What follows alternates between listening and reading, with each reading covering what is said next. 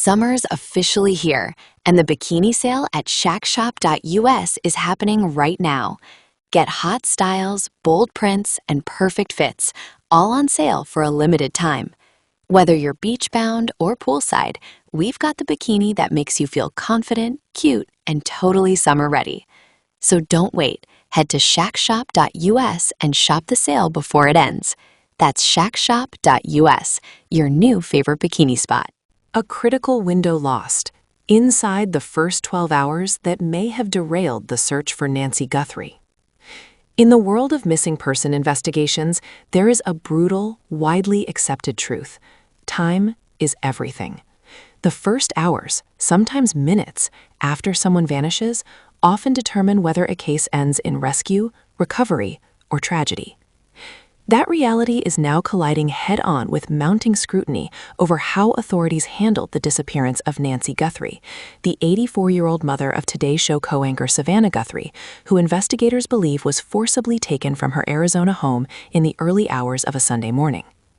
As federal agencies step in, a major reward is announced, and public frustration intensifies, a growing number of law enforcement insiders and local officials are raising an explosive question.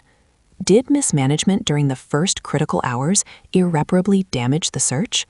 Multiple sources familiar with operations inside the Pima County Sheriff's Department now allege that a series of internal failures, staffing gaps, leadership decisions, and communication breakdowns slowed the response during the most decisive phase of the investigation. At the center of the controversy, a high-tech surveillance aircraft that never left the ground when it mattered most: the disappearance.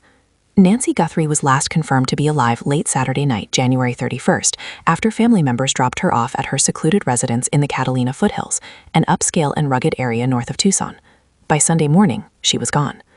Guthrie, who suffers from serious mobility limitations and relies on a pacemaker, did not attend church later that morning, an absence described by family as deeply out of character.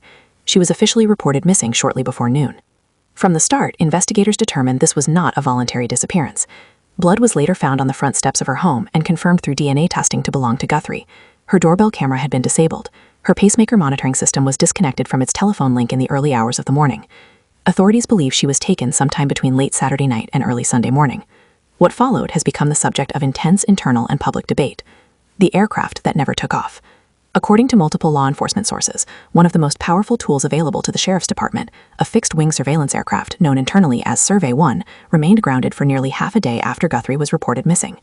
The plane is equipped with advanced thermal imaging technology capable of detecting human heat signatures across vast stretches of desert terrain, even in darkness. Current and former deputies describe it as the most effective search and rescue asset in southern Arizona. Yet, despite the urgency of the situation, Survey 1 reportedly did not take off until approximately 5 p.m. Sunday, long after the most crucial search window had passed.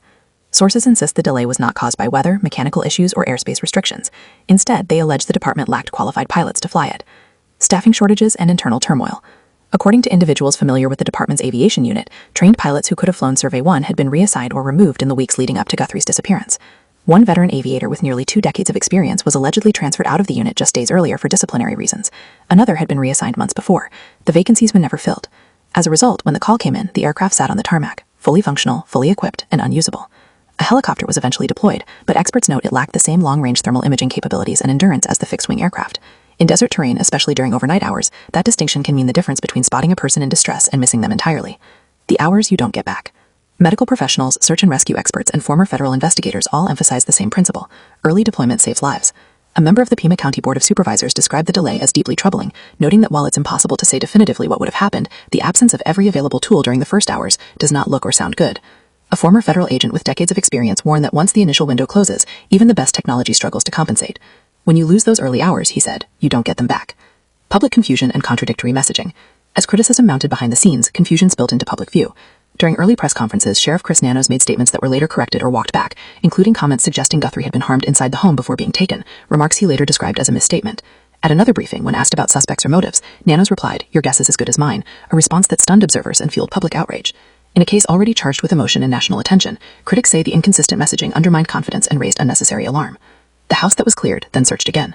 Perhaps the most legally perilous decision came days later, when authorities returned Guthrie's home to the family, only to re-enter it again the following day to collect additional evidence. Veteran investigators warned that this move could have serious consequences. Once a crime scene is released, defense attorneys can argue that any subsequent evidence is compromised, contaminated, or inadmissible. A former FBI agent described the move as a gift to any defense attorney, citing chain of custody issues that could cripple a future prosecution. A department under fire. The aircraft delay is now being viewed by critics as part of a broader pattern of dysfunction within the sheriff's department. According to internal sources, morale has been eroding for years. Experienced deputies and detectives have allegedly been reassigned, disciplined, or pushed out, leaving critical units understaffed and inexperienced. Some claim more than half of patrol officers are currently on probation, a figure the department has not publicly confirmed. Earlier in 2024, deputies delivered a staggering vote of no confidence in Sheriff Nanos, citing mismanagement, retaliation, and a toxic work environment. Despite that rebuke, Nanos narrowly won re-election by just 481 votes. National attention and federal involvement. As local frustrations escalated, the case drew national attention. Federal agencies became involved, and the FBI announced a $50,000 reward for information leading to Guthrie's recovery, or the arrest and conviction of those responsible. Savannah Guthrie and her siblings released an emotional video plea, asking for their mother's safe return. Yet days later, no suspect or person of interest has been publicly identified. The question that won't go away. No one can say with certainty whether deploying Survey 1 earlier would have changed the outcome, but among seasoned investigators, the question lingers heavily. Why wasn't every available asset used immediately, especially when the stakes were so high? For a family desperate for answers, a community demanding accountability, and a department already under scrutiny, that question may define this case long after it leaves the headlines.